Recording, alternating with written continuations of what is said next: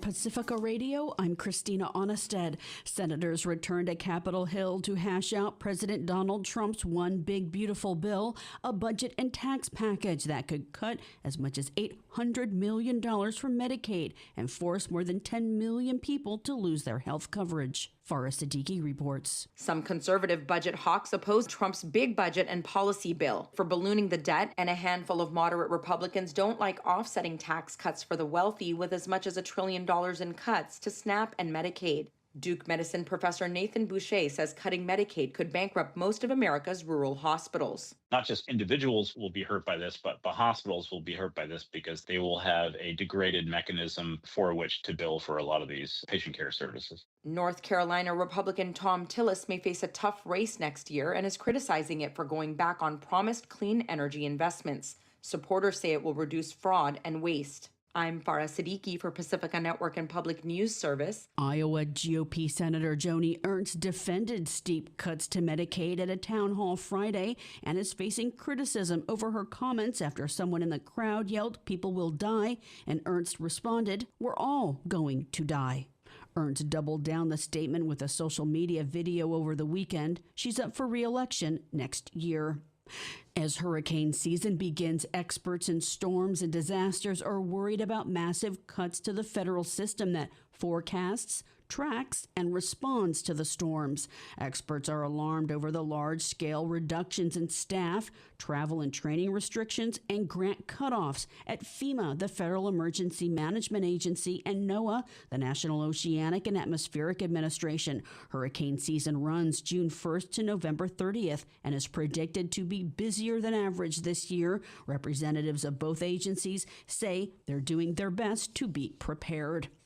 Peace talks between Russia and Ukraine ended in Istanbul, Turkey, after meeting just over an hour, according to Russian state media and Ukraine's President Volodymyr Zelensky, who was not at the talks. He urged sanctions should no agreement be reached ahead of the high-level delegation meeting.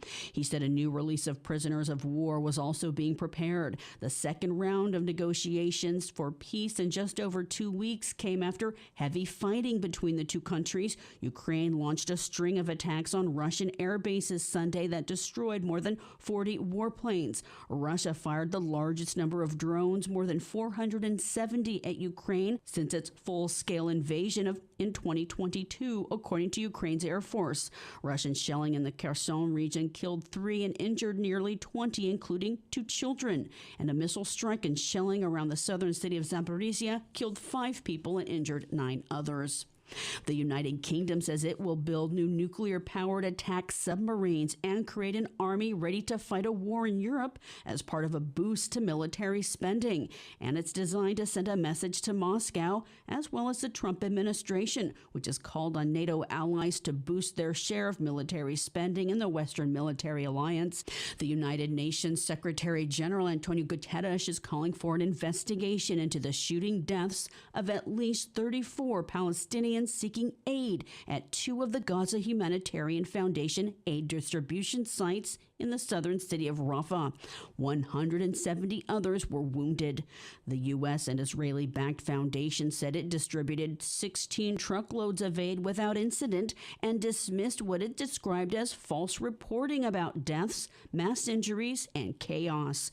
Gaza health officials say at least 75 Palestinians have been killed at the aid distribution sites since they opened about a week ago. An Israeli defense spokesperson said they'll investigate each incident, pledged to open more sites, then urged people to not believe rumors accusing Hamas of trying to sabotage their aid delivery effort.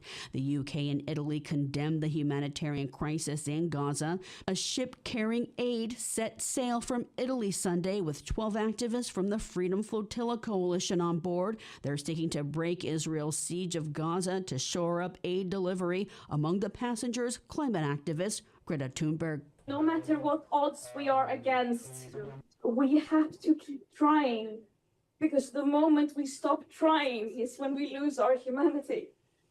And no matter how dangerous this mission is, it is nowhere near as dangerous as the silence of the entire world in the face of a live-streamed genocide. The coalition's previous attempt to reach Gaza by sea in early May failed after another of their vessels was attacked by 2 drones. The group blamed Israel for the attack, which damaged the front section of the ship. The Supreme Court is declining to hear a challenge to state bans on assault weapons, the semi-automatic rifles that have been used in multiple mass shootings. In a win for gun control advocates, the justices today turned down a case challenging a decade-old Maryland law, similar to those in other states. The decision comes 2 years after the High Court handed down a landmark ruling that expanded Second Amendment gun rights. I'm Christina Onnested reporting for Pacifica Radio.